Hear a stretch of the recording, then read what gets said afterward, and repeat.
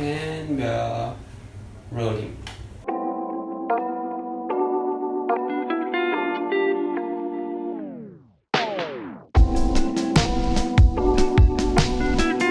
Hey, what's good everybody on YouTube? It's Glenn back with another video. It's been a long time coming. We've been moving in and out of lockdown, and it's kind of tense because at first we were doing good and then now we're going back.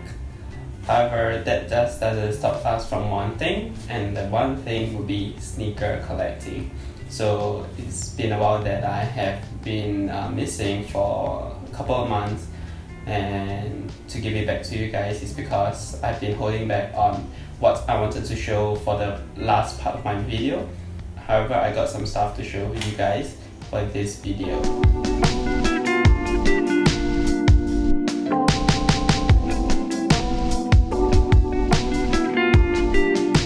Before we go here, I'd like to give you guys a heads up that there will be no try on videos because due to time constraint and the amount of shoes, so just gonna cut it short. Yeah. Alright, so the first sneaker would be this pair of Air Force Shadows. They are from, of course, the women's collection because they are shadows. However, this was bought last year in September, and it's kind of like Easter colorway kind of feeling, and it's two different sets of the palette where I have neutral tones and I have the feminine side of sneakers. And next up is a pair of another shadows. I think these were the first batch that came alongside with the ivory and the purple. However, this pair is one of the first few shadows, and I bought it in around 2019 during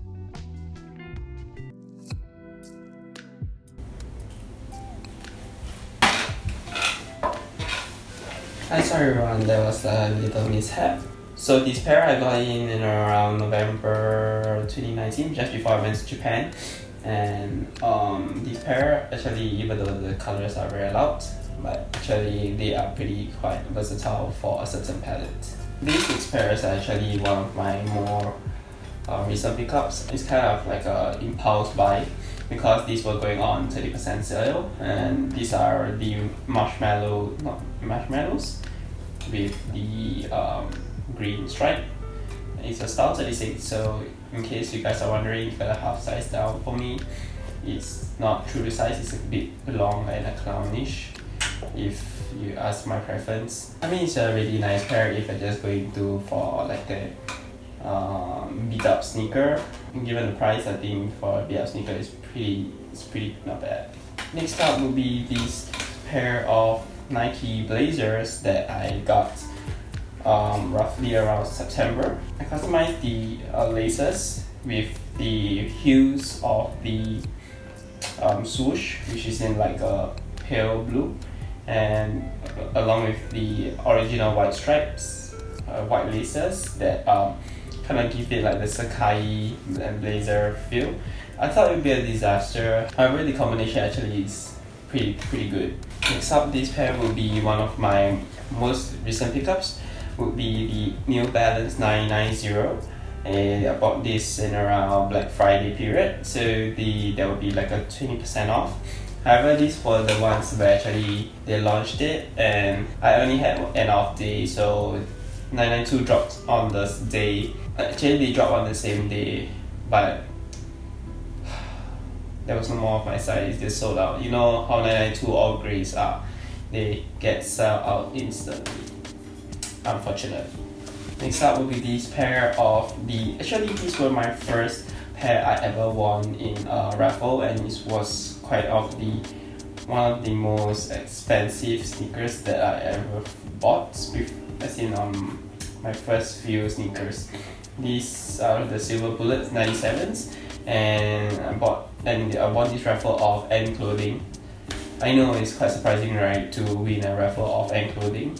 But actually these are really still one of the most versatile sneakers ever. I don't really wear them anymore, even though I used to wear them quite often, because to me this is still considered like a luxury price. So and especially it's retro, so you don't really are able to get your hands on it again, unlike beaters like Air Force Ones or Vans. So even though you should wear your shoes, you should take care of them as well.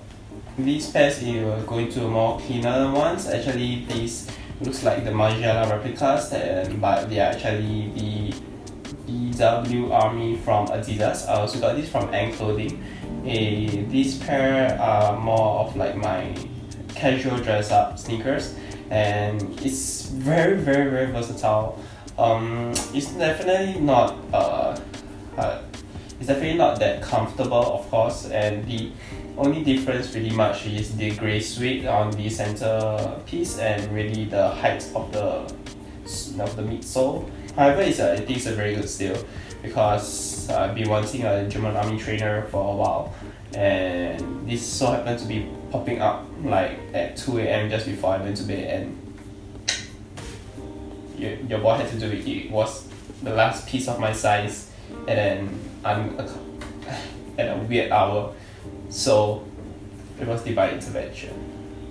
Alright, next up would be the Sacai and Nike Daybreak Waffle, and I believe I showed this on one of my videos. And however, I sold the anthracite pair because to be honest, like I said in my previous video, I didn't really want the black and white pair. However, when they launched both the wolf grey and the anthracite pair, I fell in love with this more than the black and white pair. And of course, it's an expensive piece, so to fund for this piece, I resold the anthracite pair. I know most of y'all will start to bash me on it. However, financial solutions are always a better priority than looking fly. Don't fake it till you make it, boys. And for 2021, these pair were the first 2021 pairs I got this year. Of course, this year. And they are the Nike Dunk Lows and the 399 colors. I got these from a colleague who is a close acquaintance, and she managed to put us through to the Nike employee store, and we managed to snag this at a discount actually, and it was a really good price. The employee store is so insane. I mean, I might have to work there myself. And this actually is in the GS because I'm a size 40, so technically I can fit GS and women's and men's smallest size. It's an expensive size, so consider myself lucky and unlucky. And on to one of my favorite pairs would be the Nike Dunk Highs in Syracuse. Yes. These actually aren't the first dunks that I paid resale for, unfortunately. I had the football grey, but it wasn't for me, it was for my shorty, and so I think she would rock the football grey more than I do. Actually, the Syracuse, I bought this actually at a still resale price. The average price is around $280 or $250. I got it at $230 because this was in the women's sizes. However, it does fit normal to me like a man's size. To be honest, if you are looking for dunks, they fit a little bit roomier, and for women's and men's, there's not much difference in cutting. It's just they categorize under like size US 2-3 to 7.5 as women's, 8 and above to be men's. So if people are going to like snag you more and charge you more for a men's 7, don't be fooled by it. If you're able to compare it with a woman's 8.5, which is equivalent to a men's 7, they actually fit the same. It's just a label, to be honest. And yes, that is pretty much what's the sneaker collection I've had up to date, ranging from the last video to 2021. I have a few sneakers that I've sold away, unfortunately, because due to space constraints and money issues. I couldn't afford all the shoes at one go. However, it's more wise to just sell off what you don't really wear, or make space for more sneakers, even clothes as well. I won't call it recycle. You should really like be wise on your money, and of course sneakers are everything, and in such harsh times you should prioritize also other things as well. Yeah. And with that being said, I'll see you guys again on the next video. Peace.